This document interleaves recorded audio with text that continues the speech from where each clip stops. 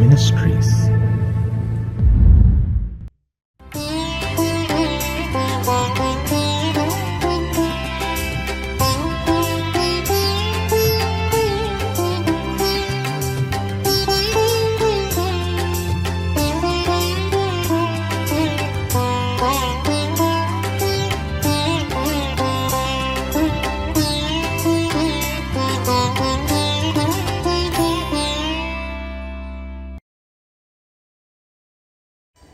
ஆண்டவரும் இரட்சகருமாகிய இயேசு கிறிஸ்துவின் நாமத்தினாலே காட் கூசிஸ் மினிஸ்ட்ரீஸின் யூடியூப் சேனல் வாயிலாக உங்களை சந்திப்பதில் பெரும் மகிழ்ச்சி அடைகிறேன்.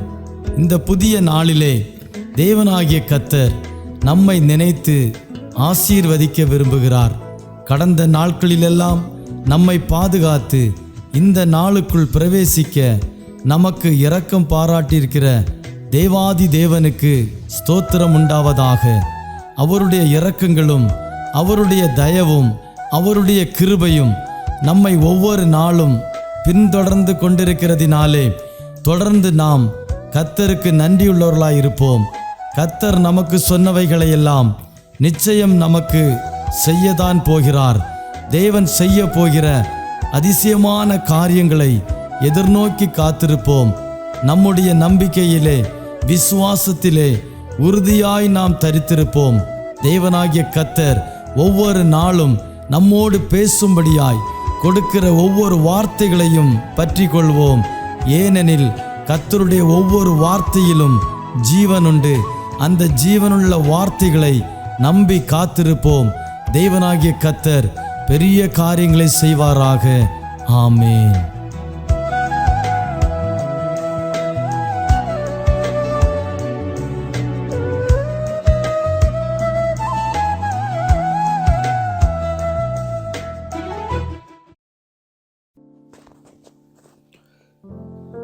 ஆண்டவரும் இரட்சகருமான கர்த்தராகிய இயேசு கிறிஸ்துவின் நாமத்திலே உங்களை யாவரையும் இந்த காலை வேளையிலே நான் வாழ்த்துகிறேன். நம்முடைய இந்த காலை தியானத்திற்கென்று நான் எடுத்துக்கொண்ட தேவனுடைய வார்த்தையானது ஆதியாமத்தின் புத்தகம் 15ஆம் அதிகாரம் 1ஆம் வசனம். ஆதியாமம் 15:1 நான் வாசிக்கிறேன்.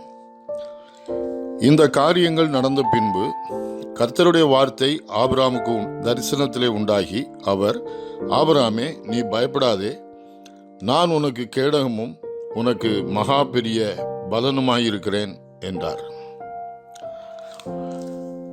இந்த வார்த்தை ஆரம்பிக்கும் பொழுதே இந்த காரியங்கள் நடந்த பின்பு கர்த்தருடைய வார்த்தை ஆபிரகாமுக்கு தரிசனத்தில் உண்டாகி, அவர், ஆபிரகாமே, நீ பயப்படாதே, நான் உனக்கு கேடகமும் உனக்கு மகா பெரிய பலனுமாயிருக்கிறேன் என்றார் என்று சொல்லப்பட்டிருக்கிறது.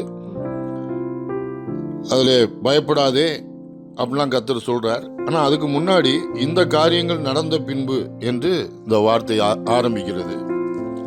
இந்த காரியங்கள் நடந்த பின்புனா எந்த காரியங்கள் நடந்தது அப்படின்னு பார்க்கணும்னா இதுக்கு முந்தின அதிகாரத்துக்கு நாம் செல்ல வேண்டும். முந்தின அதிகாரத்தில் என்ன சொல்லப்பட்டிருக்கின்றார் சுருக்கமாக சொல்லுகிறேன்.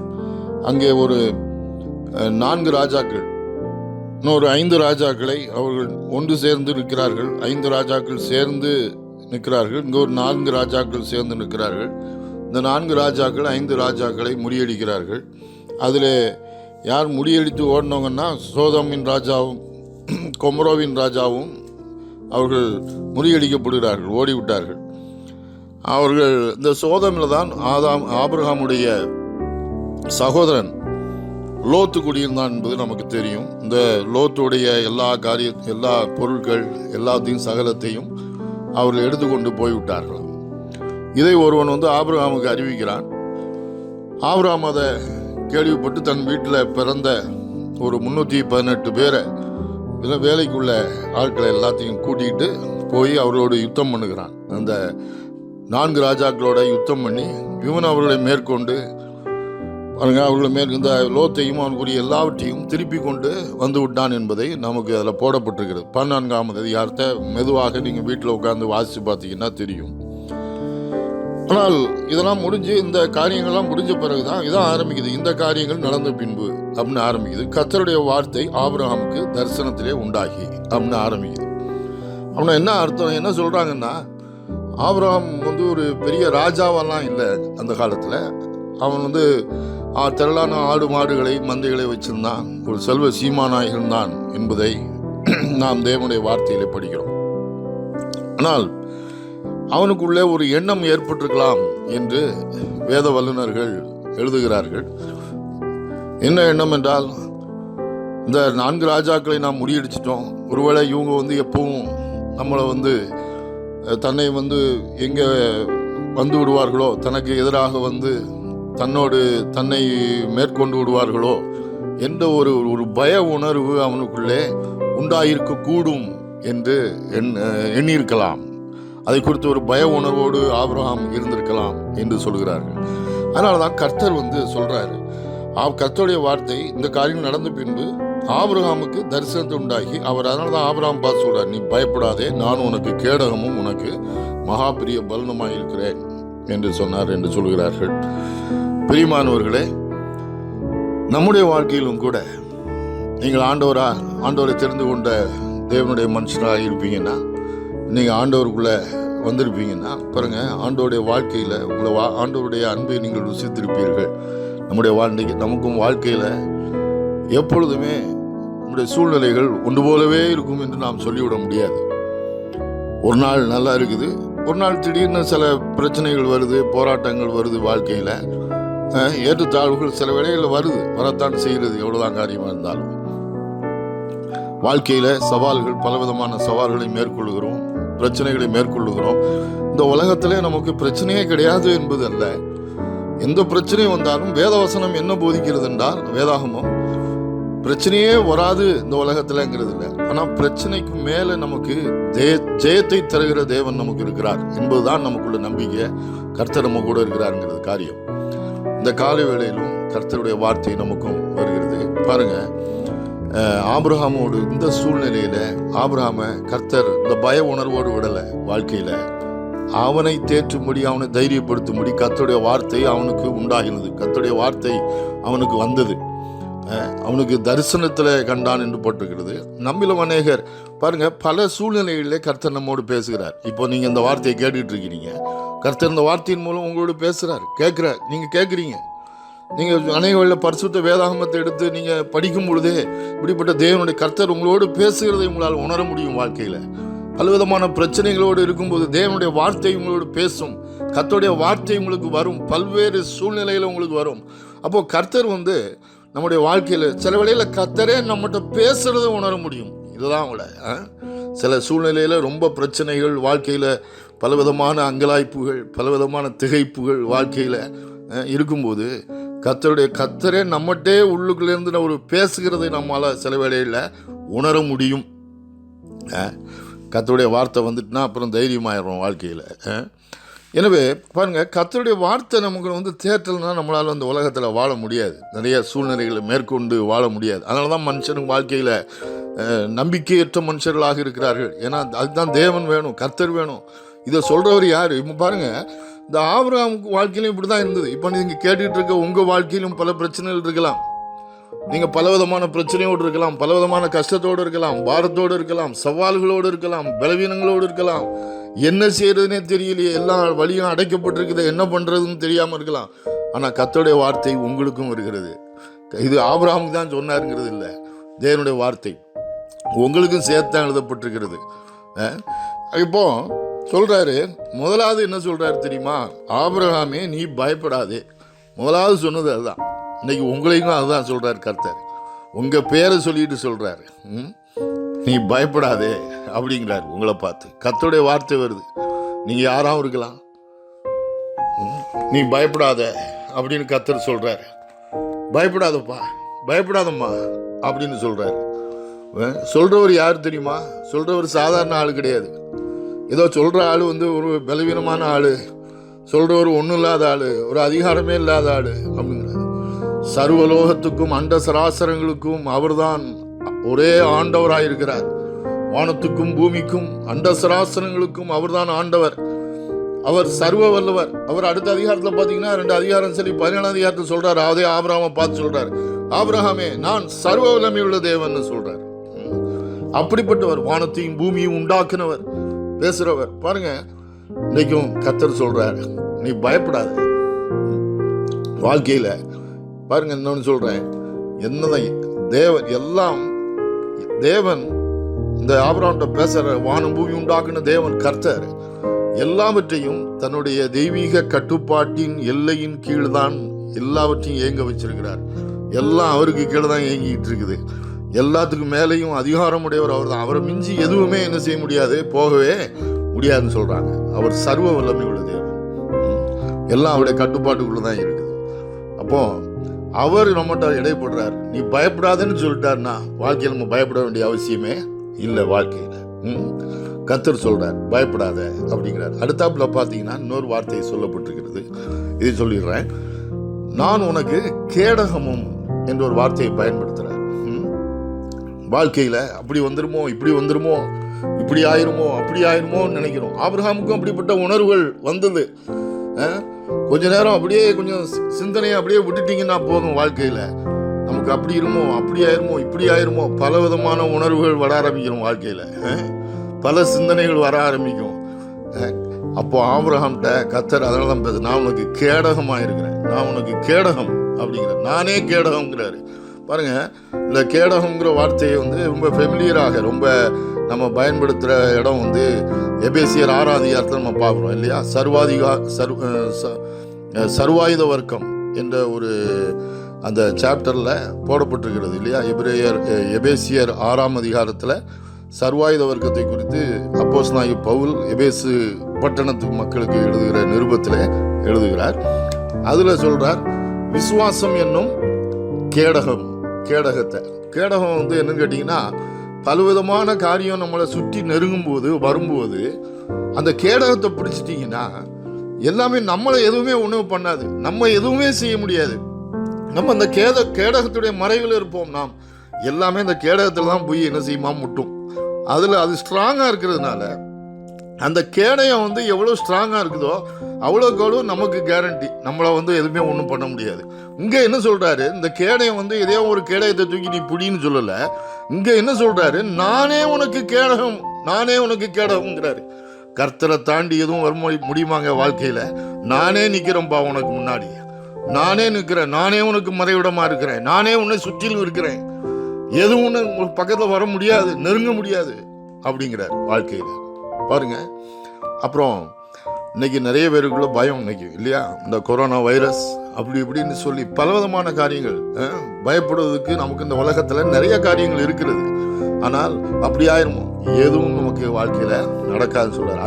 அடுத்த வார்த்தை சொல்றாரு, நான் உனக்கு கேடகமும் மகா பெரிய பலனுமா இருக்கிறேன். ஐ எம் யுவர் ரிவார்டு என்று சொல்கிறார். பெலன்னு சொல்ல பலன் என்று சொல்கிறார். ரிவார்டு என்று சொல்லப்பட்டிருக்கிறது ஆங்கில வேதாகமத்திலே. ரிவார்டு, நன்மைகள், நமக்கான ரிவார்டை கொடுக்கிறவர் அவர். நல்ல ரிவார்டை நமக்கு வாழ்க்கையில நல்ல ரிவார்டுகளை கர்த்தர் நன்மைகளை நமக்கு அருளி செய்கிறார். உங்களுடைய வாழ்க்கையில உங்களுக்கு வர வேண்டிய எல்லா நன்மையையும் உங்களுக்கு கொடுக்கிறார். அவரே நன்மைக்கு எல்லா ஊற்றுக்கும் காரணர், அவரே நன்மையாக ஊற்றுக்கும் காரணராக இருந்து எல்லாவற்றையும் நமக்கு வாழ்க்கையில அருளி செய்கிறவர். வாழ்க்கையில அது எப்படி நடக்கும், இது எப்படி நடக்கும், இது எல்லாத்தையும் கொடுப்பார், எல்லாத்தையும் தருவார். எல்லாம் வர வேண்டியதெல்லாம் வரும், உங்களுக்கு எல்லாம் நடக்க வேண்டியதெல்லாம் நடக்கும். அதனால வாழ்க்கையில இதையும் குறித்து கவலைப்பட வேண்டாம். இதுதான் கர்த்தர் இன்னைக்கு காலை வேளையில உன்னோட சொல்றார். இன்னைக்கு காலையில தைரியமா இருங்க, நல்ல ஆண்டவரோட ஜீவிங்க, நல்ல ஆண்டவருக்காக வாழுங்க. இந்த தேவனை அறிகிற அறிவிலே வளருவோம். இன்னும் பார்த்தீங்கன்னா இதெல்லாம் ஆரம்பம்தான். இதில் இன்னும் உள்ளுக்குள்ளே போக போக அவரை நாம் அறிய ஆரம்பிக்க முடியும். அவருடைய வழிகள் என்ன, அவருடைய வழிகளெல்லாம் அறிய ஆரம்பிக்க முடியும். எனவே இந்த காலை வேளையிலும் நீங்கள் ஒருவேளை பயத்தோடும் விரக்தியோடும் இருந்திருக்கலாம். இவருடைய தெரியாது, எனக்கு தெரியாது. ஆனால் கர்த்தர் உங்கள்கிட்ட பேசுகிறார், கர்த்தர் உங்களை நேசிக்கிறார். நம்ம நினைக்கிறோம் நிறைய வேளையில் கர்த்தர் நம்மளை நேசிக்கல. இல்லை, அவர் உங்களை நேசிக்கிறதுனால தான் அந்த வார்த்தை உங்களுக்கு வருது. நீ பயப்படாதன்னு சொல்கிறார். பயப்பட வேண்டாம், நான் உனக்கு கேடகமாக இருக்கிறேன். ஆபிரகாமுக்கு நான் கேடகமாக இருந்தேன், அவனுக்கு மாத்திரம் இல்லை உனக்கும் கேடகமாக இருக்கிறேங்கிறார். இன்னைக்கு நமக்கு கேடகமாக இருக்கிறார். நமக்கு நல்ல ஒரு ரிவார்டாக அவரே இருக்கிறார். அவர் உள்ளுக்குள்ளே இருக்கும்போது நமக்கு நடக்க வேண்டியது எல்லாம் காரிய சித்தி உண்டாகும். வாழ்க்கையில் இந்த உலகத்திலும் வாழ்ந்திருப்போம், மறுமையிலும் கர்த்தர் நல்ல வாழ்க்கையை நமக்கு வைத்திருக்கிறார். சந்தேகமே கிடையாது. நாம் ஜெபிக்கலாம். அன்பின் பரலோக பிதாவே, கர்த்தராகிய இயேசு கிறிஸ்துவின் நாமத்தில் வருகிறோம். இந்த நல்ல வேலைக்காய் ஸ்தோத்திரம். இந்த வேளையிலும் இந்த வார்த்தையை கேட்டுக்கொண்டிருக்கிற ஒவ்வொரு தேவ பிள்ளைகளுக்காய் ஜெபிக்கிறேன். நம்முடைய வெவ்வேறு சூழ்நிலைகளில் இந்த காலை வேளையில் இருந்திருக்கலாம். ஆனாலும் நீர் அவரோடு பேசியிருக்கிறீர். கர்த்தாவே, பயப்படாதே என்று சொல்கிறீர். அவருடைய வார்த்தையை கொடுக்கிறீர், நேசிக்கிறீர். நான் உனக்கு கேடகமும் உனக்கு மகாபெரிய பலனுமாய் இருக்கிறேன் என்று சொல்லுகிறீர். கர்த்தர் இந்த வார்த்தையினாலே அவளை தைரியப்படுத்தும், தொடர்ந்து பலப்படுத்தும். உடைய ஆவியானவர் தாமே கூடவே இருந்து அவர்களை பலப்படுத்தி, திடப்படுத்தி, தைரியப்படுத்தி வழிநடத்தும்படி ஜெபிக்கிறேன். நடக்க வேண்டியது எல்லா காரியமும் நடக்கட்டும், வர வேண்டியது எல்லாம் வரட்டும், எல்லா தடைகள் நீங்கட்டும் இயேசு கிறிஸ்துவின் நாமத்தில். எல்லா வழிகள் திறக்கட்டும் இயேசு கிறிஸ்துவின் நாமத்தில். எல்லா வழிகளை உண்டாக்கி கொடுத்துள்ளோம். நீர் நல்லவர் என்பதை ருசிக்கட்டும் கர்த்தாவே. கூடவே இருக்கிறீர் என்ற உணர்வை கொடுத்துள்ளோம். தைரியப்படுத்தும், ஆசீர்வதியும். இயேசு கிறிஸ்துவின் நாமத்தில் ஜெபிக்கிறோம் அன்பின் பிதாவே, ஆமென்.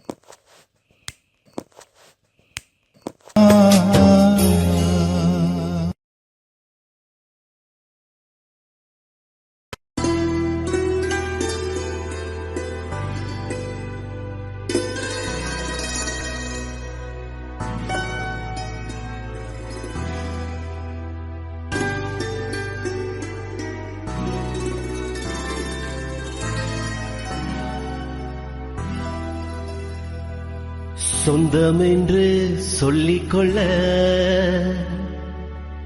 உம்மை விட யாருமில்ல. சொத்து என்று அள்ளிக்கொள்ள உம்மை விட ஏதுமில்ல.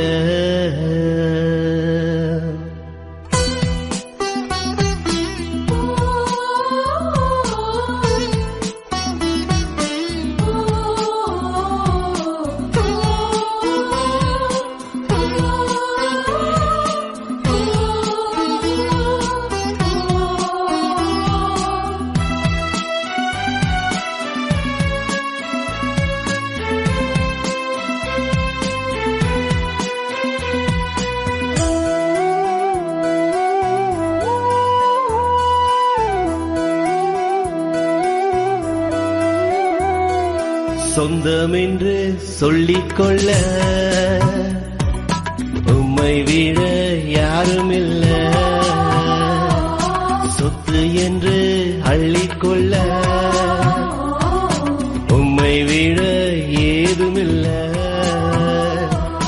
இயேசுவே, இயேசுவே, எல்லாம் இயேசுவே.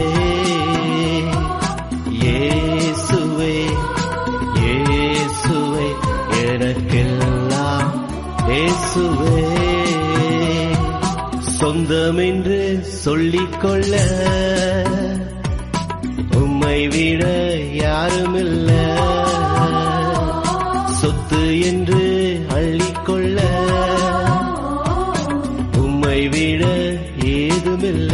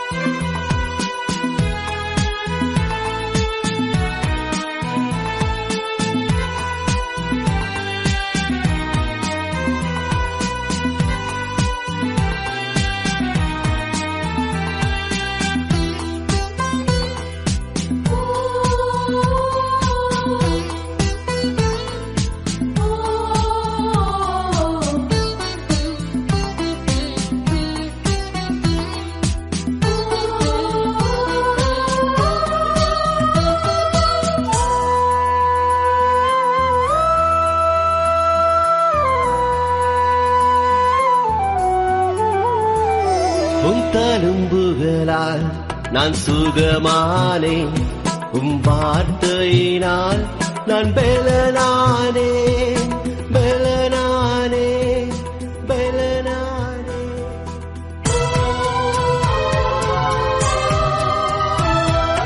தழும்புகளால் நான் சுகமானே, வார்த்தையினால் நான் பெலனானே பெலனானே பெலனானே.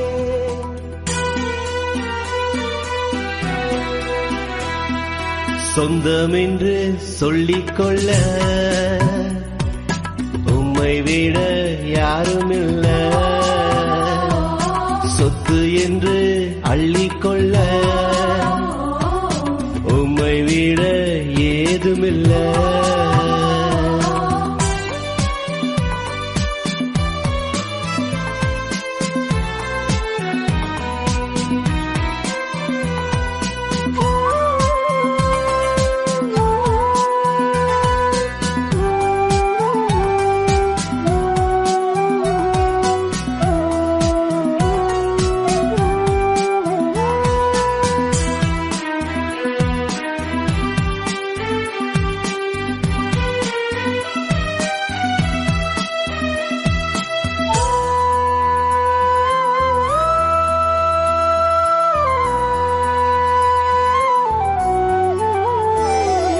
கிருபையினால் நான் பிழைத்துக் கொண்டேன், பாசத்தினால் நான் திகைத்து போனேன் திகைத்து போனேன் திகைத்து போனேன்.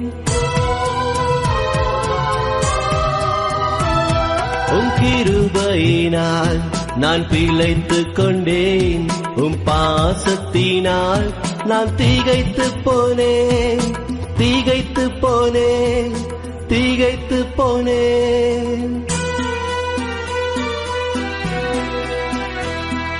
சொந்தமென்று சொல்லிக்கொள்ள உம்மை விட யாருமில்ல, சொத்து என்று அள்ளிக்கொள்ள உம்மை விட ஏதுமில்ல.